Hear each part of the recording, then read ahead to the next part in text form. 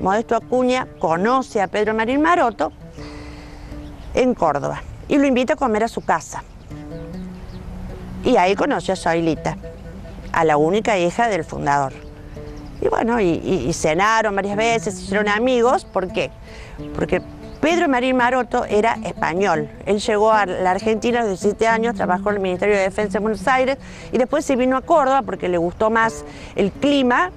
Y acá en Córdoba tenía una gran tienda. Pero él venía con aires de conquistador. Y así fue.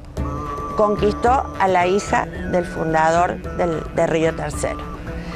Y cuando Modesto Acuña le contaba los proyectos, lo que él quería hacer, que quería que viniera mucha gente, quería que fuera una gran ciudad y todo lo que él soñaba con la ciudad, Pedro Marín Maroto lo empezó a adoptar como un proyecto propio.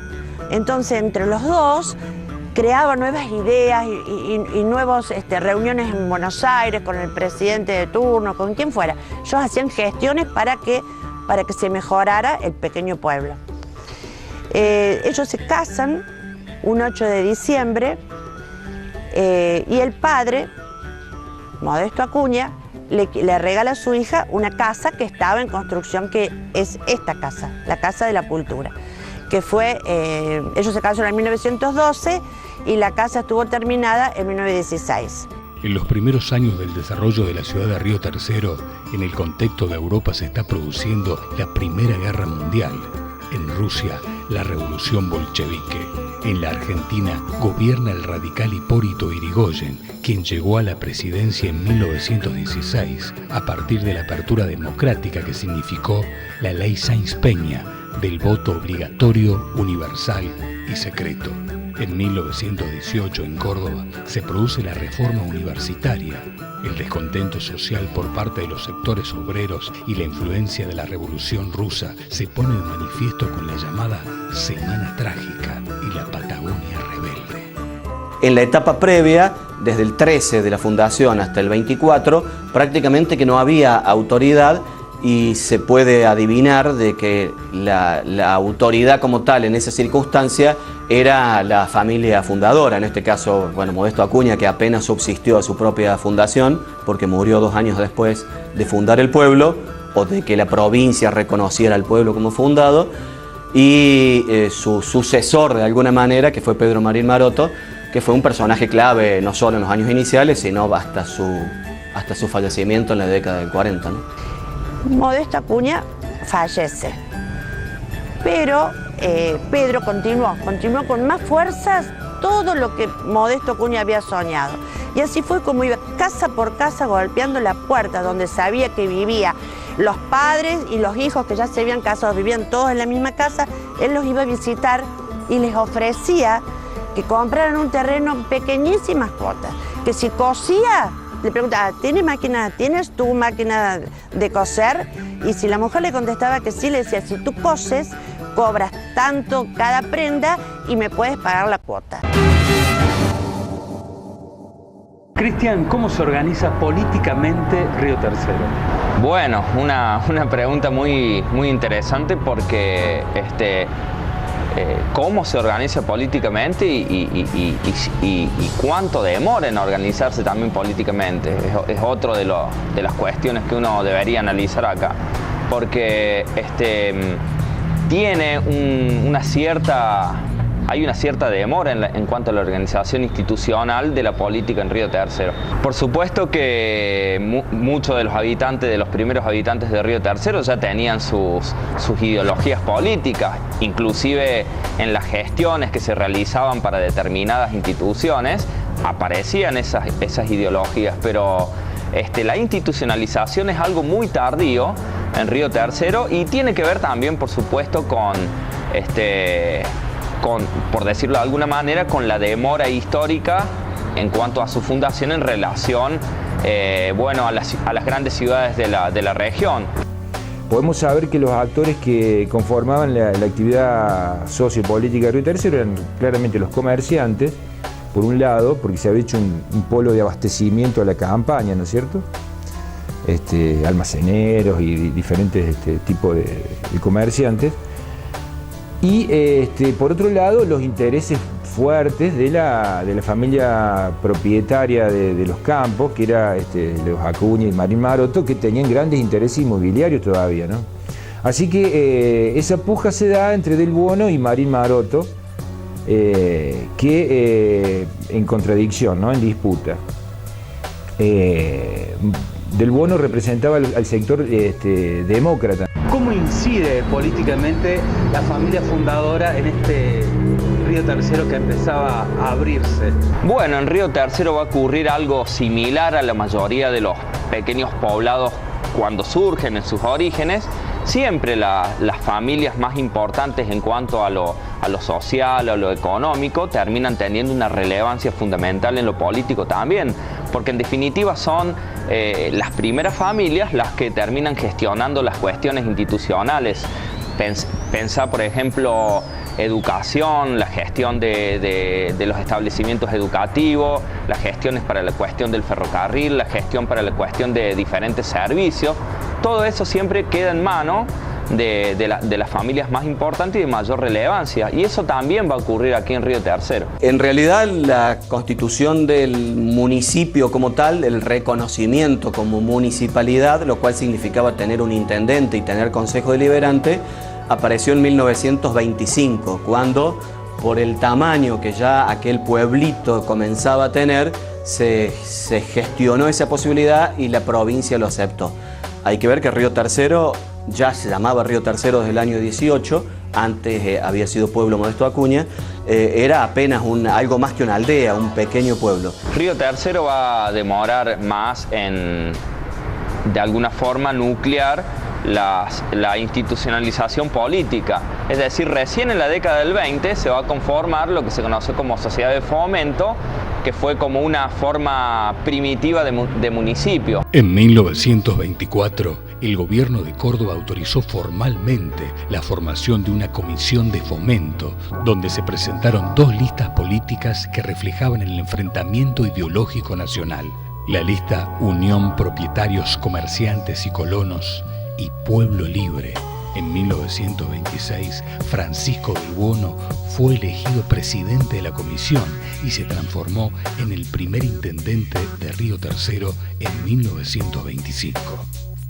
Para mi modo de ver, en este momento histórico eran más liberales que conservadores, porque si vos ves que Cárcano, un gran liberal, que era el gobernador de Córdoba en ese momento, que es el que propicia esta salida institucional del Río Tercero, es realmente el epígono de los liberales cordobeses, ¿no? El famoso por su tesis doctoral, ¿no? Que proponía, bueno, así, le mandaba un acicate a todas las prerrogativas clericales, sobre todo con los hijos naturales y cuestiones, ¿no? Entonces, Cárcano es realmente el padrino, bastante importante ha sido Cárcano en la relación con Río Tercero, porque en el mandato de él se aprobaron los planos.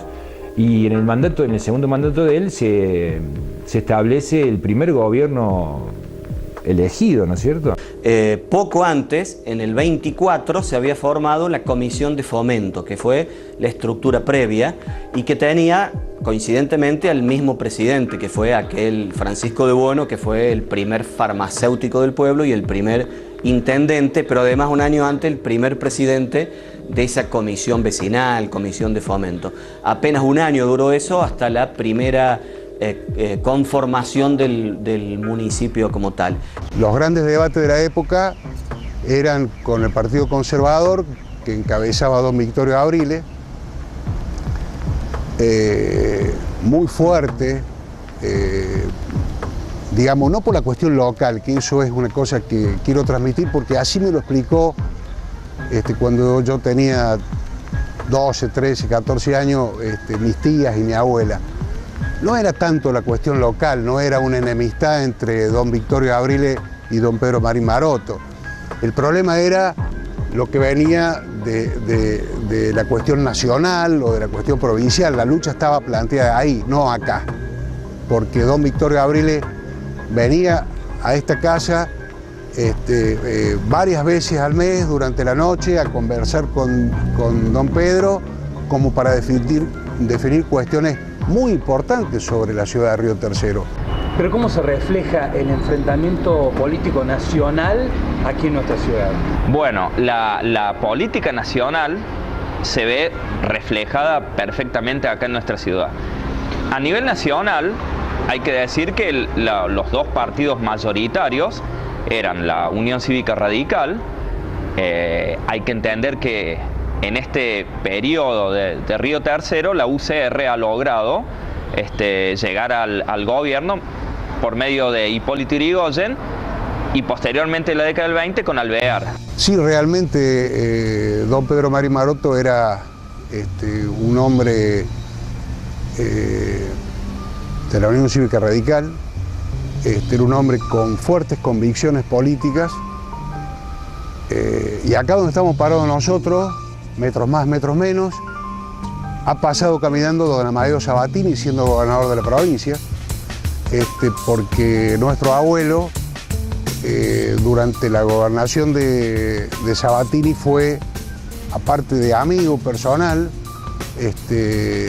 fue uno de sus asesores, de la gente que don Amadeo llamaba para hacerle la gran consulta sobre alguna obra, sobre algún proyecto o sobre alguna dificultad que había en la provincia. Y en una oportunidad, una tardecita, no recuerdo el año ni la fecha, por supuesto, don Amadeo Sabatini vino, pasó a visitarlo a mi abuelo y estuvo en esta casa. Y por el otro lado, los llamados demócratas conservadores, el Partido Demócrata, que era, digamos, por así decirlo, había salido del Partido Autonomista Nacional, el PAN, durante lo que se conoció como el orden conservador, que acá en Córdoba estaba muy vigente y con mucha presencia. Aquí en Río Tercero también